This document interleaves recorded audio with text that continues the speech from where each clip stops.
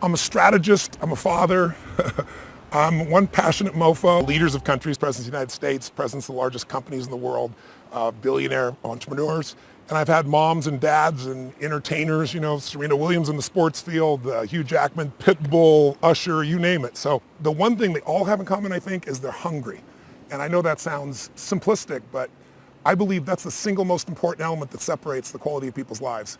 It's not just the ability to have hunger, but to sustain it. Hunger means that you want more. You want more of yourself. You want to make a bigger difference. You want to be a better parent. You want to do something more than there is today, and that you don't get satisfied. Most people start out with hunger at an early stage of life, and they lose it. But the people that come to me are hungry either because something's happened, they've had a birthday with a zero on it, they've gone through a divorce, they're starting a business and they know I've got to have a different level, or they're the best in the world and they're always looking for that edge that makes the difference.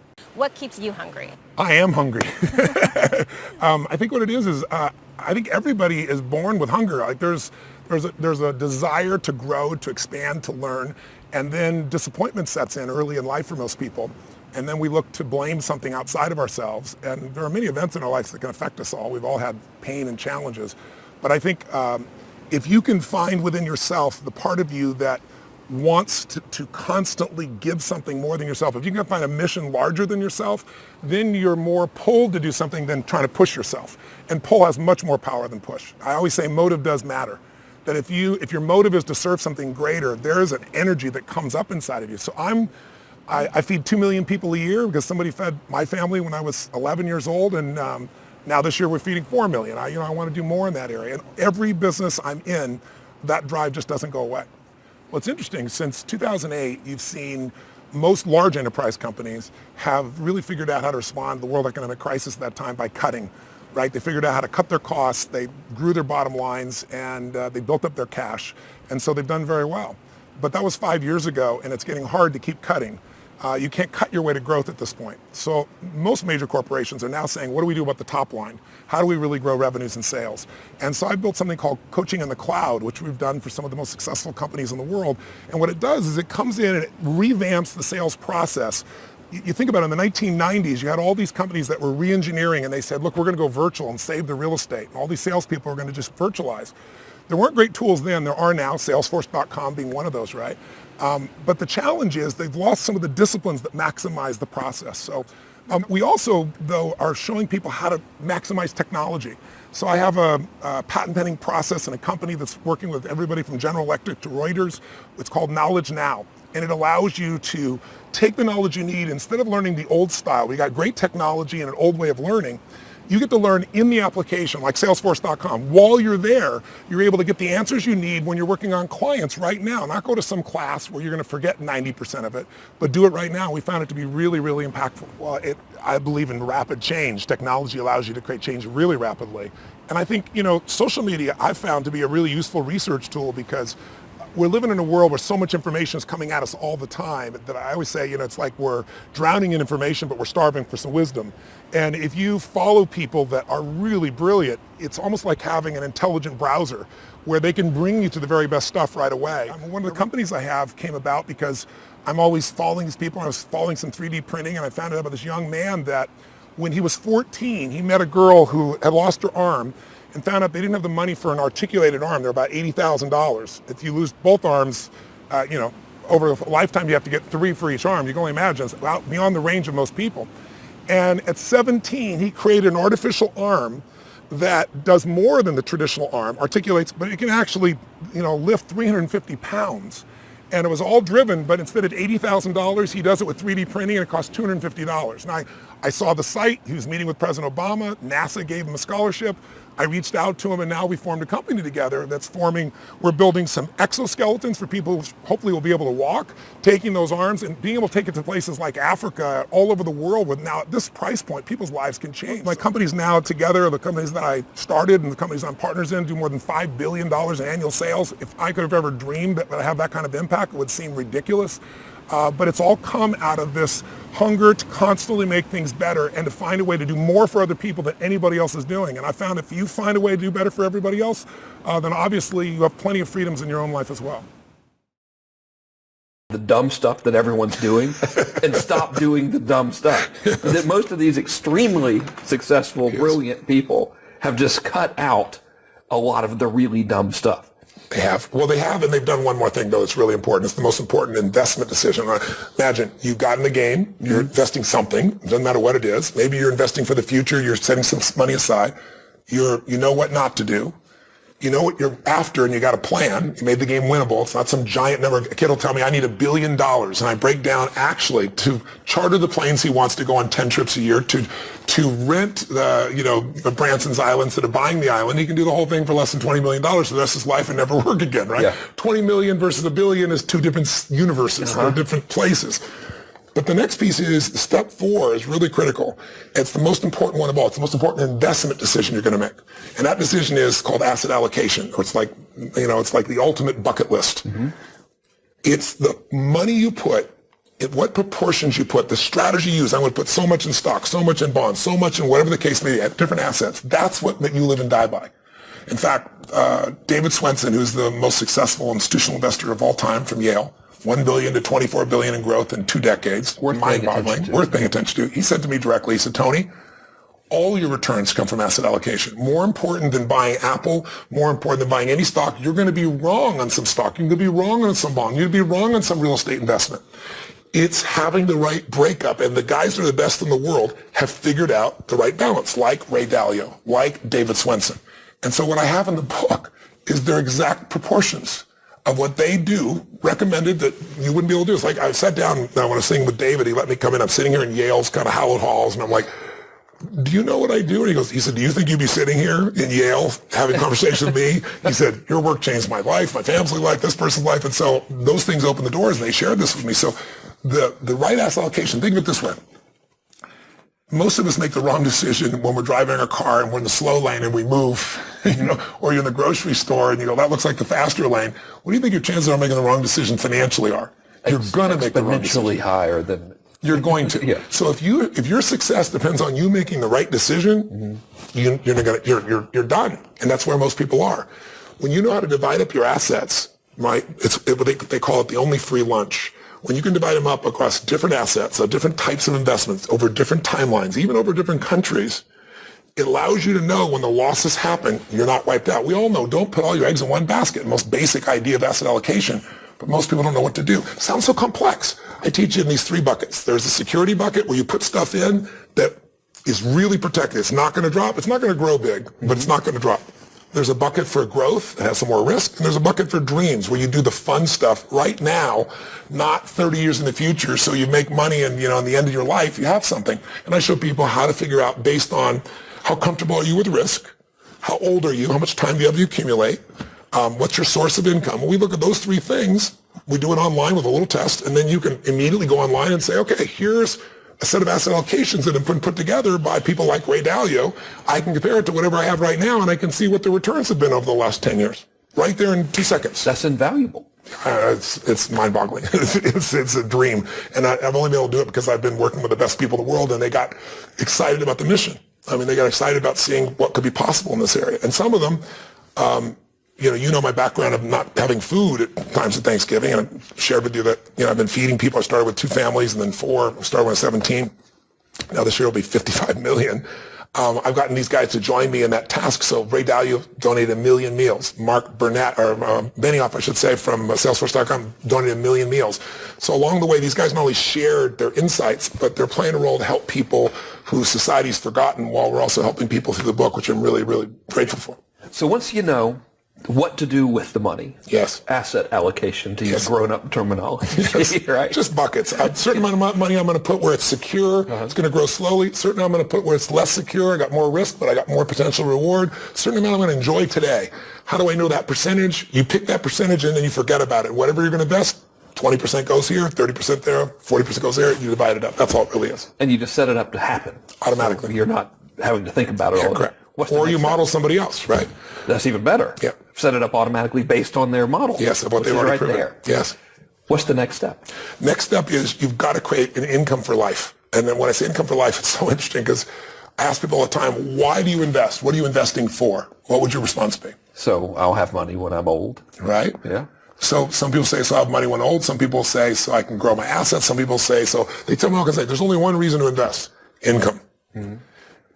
You can have all these companies, but eventually you have to convert that to income to be able to live a great life. The final purpose of all investing is income. And most of us don't know that anymore because all of the marketing machines of the large banks, if you were taking income, it's no longer in their account. So it's bad. So it takes it away from them. So one of the things that I looked at was, I started looking around, and most people know the power of life insurance, right? Don't like it, but I want to make sure if something happens to me, my family's taken care of. But what if you live? And here's what's crazy. The number one fear amongst baby boomers is not death. Death is a far number two, way down the list, number two percentage-wise. Number one is running out of money before they die, having a life where they don't have income. And it's going to happen, according to all the statistics, to about 75% of the population, right? It's mind-boggling. So what do I do without any income? That's why you see people now in their 70s as greeters at Walmart. You know, it's just they got to figure out what to do because they never figured this stuff out in the beginning. So there is income insurance. Income insurance is old. It's a 2,000-year-old approach to making sure you have money. Julius Caesar was the first one who created it. And here's what it was. They created a pool of money where the soldier's going to go out. And everybody put their money in, and it was held by the government. And whoever came back, they split up that pool of money over time with annual payments. So the word annuity that we all have heard, the word annuity is annual payments. Now you get annuities that pay you every month, but that process that's out there is one of the most successful opportunities for people to create an income. In other words, there's a stage in my life where you build, like you are. You're grow, and you're growing up the mountain. You're saving, you're investing, and you're building it to a giant critical mass, to a jackpot. When you get to the top of the mountain, there's going to be a stage where you're not going to want to work. You probably will. Guys like you and I will always work. You don't have to work. And therefore, you tend to work harder. I couldn't imagine not doing it. It's just like I couldn't either. Yeah. Steve Wynn's a dear friend of mine. He's 72 years old. He works harder now than any time I've known him. Just crazy. T. Boone Pickens is a friend of mine. He's 86. When he was 68, he retired. He's a billionaire. He's made more money after coming out of retirement in the last 15 years than he did in the first 68 years, and he's having the time of his life, right? But you want to know you don't have to work. So when you get to that peak where you have enough money, now you want to be able to ski down the mountain, enjoy your time with your family, do whatever you want to do, give your time, your energy, your capital, do whatever you want to do. That phase you need income for. And most people aren't planning for income. So you could be in a position where you built your assets up, your stock investments, your bonds, your real estate, and how fast can that drop by 50%, by 30%? We've seen it in every market. About a nanosecond or Ray Dalio. A day? Yeah. Ray Dalio says point blank, he said, whatever you invest in, most people invest in something they feel is their favorite. They think they know something about it. So he said, you're a real estate guy, you put all your money in real estate. And then you put all your money in stocks, or you put it into commodities or whatever. He said, whatever investment you invest in, he said, mark my words, in your lifetime, there will be a day that category will go down 50 to 70%. He said, so the only way you protect against that is asset allocation, spreading out against many different baskets, not one. And the other way is you create an insurance policy that says, I'm guaranteed a certain income for life. So what you do is you take a percentage of your earning and you put it in an environment where it grows. And the only problem with that is, I heard annuities, and I was like, annuity maybe is the most negative word. It's like, I know you think about some sleazy insurance sales. Yeah, exactly right. So you associate to it. Yeah. But here's what an annuity is. Bernanke, as the head of the Fed, his top two investments were both annuities. Because I used to read these ads that say, they still market them. It says, what does it say? It says, I hate annuities and you should too. Yeah. And of course you go to it and it's a guy that's selling you stocks, right? And he says, annuities, they have all these fees, and he's right. There's tons of horrible annuities, just like there's tons of negative mutual funds. There's tons of people who got fees everywhere. They take it every year.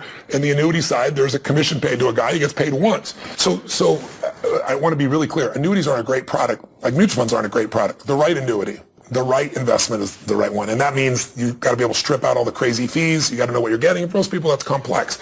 I'll give you a perfect example. A variable annuity, very popular annuity, is filled with fees. It's fees on top of fees. It's fees to be inside of the annuity, and then there's fees for a mutual fund on top of it. It's a disaster. But there are types of annuities, like, done properly, like these hybrid annuities, they call them, where it's tied to an index, meaning a stock market index. So here's how it works. You get the upside without the downside. If the stock market goes up, you get a percentage of that growth. If it goes down, you lose nothing.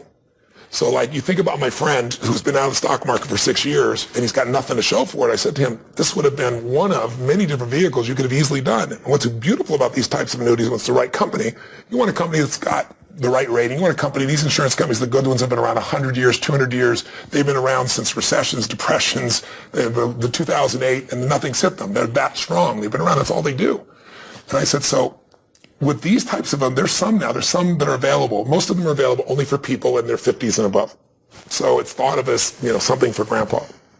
I sat down, when I started seeing how these work, there's one annuity I saw, and I'm getting old enough that I'm within the range of doing these things now, which scares me.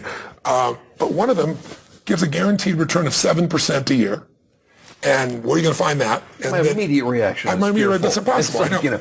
It's a company that's, A-rated, it's been around forever. But here's how they do it. You pay into the company, in this particular one, your rate grows at 7% a year, and then you have this lump sum. You don't take out the lump sum. That's how you get the 7% per year. What you do is you take out 5% of it a year. And so they show you what that means to you in income. Because what you really want is income. Mm-hmm. If you're in the stock market and it drops 50%, your income is just cut in half, and then to grow it back can take decades. So there's some that are tied to the stock market. There's some where annuities that are available today, brand new ones where I saw this one, it blew my mind, where you take the upside of the stock market and they take what's called a spread. So they'll take 1.5% off the top. So if the market goes 10%, you got 8.5%. If it goes 20, you got 18.5%, right? Mm-hmm. And if it loses money, you lose nothing, and there are no fees if it doesn't make money. That's a much more attractive proposition. It's mind-boggling. And then they have a second piece which says, if you leave your money with us and you don't take it out, if you leave it with us, then you can convert that to income in the future. And we can show you how much that would be worth in the future at different stages. So you're able to have something to plan with. So I'm talking about a subject that's really complex. I'm realizing I'm trying to explain this in a few minutes. I haven't tried to do it verbally. I do it in the book and really step by step. But take it this way. If you knew today that you could put a certain amount of money aside, and instead of wondering how the stock market was going to go, you knew that meant for you $5,000 a month, $10,000 a month, $20,000 a month, whatever it is, for as long as you live, and that even if all the money you put in, you'd outstripped, you'd still be receiving the money. That's what you get in these types of income insurance plans. And the way they do it is, some people live very long. Today, Social Security was developed, 1920s, 1930s, right, under Roosevelt. 65 years old is when you're supposed to get it. Well, the average lifespan was 62 then. Yeah. So it was for the outliers that were being taken care of. And it was to make sure in your older years, 3 or 4 or 5 years of retirement, you'd have some money to be able to live your life, be with your family. Well, today, people living, 85 years. So at 65, they've got 20 years of retirement and they have no plan. And that's the average person, right? If you're married, one of the two people in your marriage, there's an 80% chance they'll live to 92 years old. So we're living longer and longer, and technology is just being started to really be brought to it. And yet we work for 30 or 40 years, and then we're supposed to have enough money for 30 years or 20 years. Most people don't have it. So these types of programs that I explain in here step by step, these programs can give you the income for life so you don't have to ever run out of money. When I was with a gentleman by the name of Jack Bogle who started Vanguard, and Vanguard is, the largest mutual fund in the world, but it's an index fund. So they charge very, very small fees, 20 basis points. That means 0.20 when you use basis points, by the way. There's a lot of jargon in this industry.